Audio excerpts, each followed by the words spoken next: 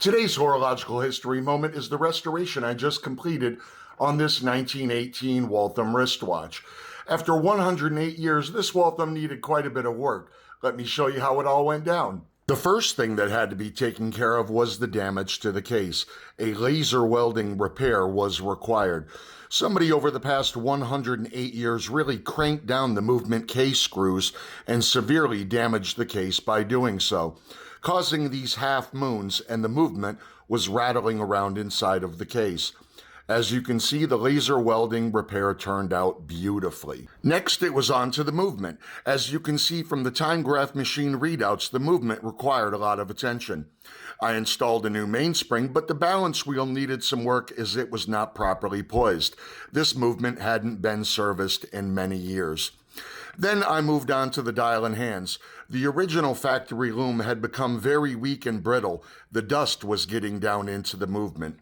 So, all of the original loom was removed and replaced with my own special vintage color that I mix up myself. This classic type of shadow box dial is still being used today by Waltham on their line of field and marine wristwatches being made in Switzerland. I replaced the plastic crystal with a vintage, double-thick glass crystal that was popular for field duty over 100 years ago.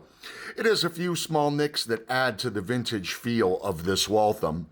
I decided to put a satin-type finish on the case, but it was not polished. All of the original small nicks and tiny dings are still on the case, preserving its vintage aesthetic. As you can see from this time graph reading, the movement overhaul turned out beautifully. This 108-year-old Waltham grade 165 movement with 15 joules is keeping time within 7 seconds a day now. The 18-gram heavy-duty sterling silver case was made by Fahys and Company. There is nothing flimsy or cheap about this case. Fahys was known for making top-shelf products. They sold cases to the military and to the general public. I also replaced the sleeve in the crown tube, so the crown now has a nice firm pop, just as it should. I hope you've enjoyed the results of this 1918 Waltham wristwatch restoration. But stay tuned. I'm currently working on another major project for a 1919 Waltham Depouillet Thermo waterproof wristwatch with a screw-down crown. Thermos are incredibly rare. Only 2 of them are currently known to exist in the world.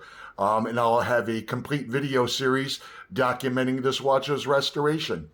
Thanks for tuning in for today's horological history moment.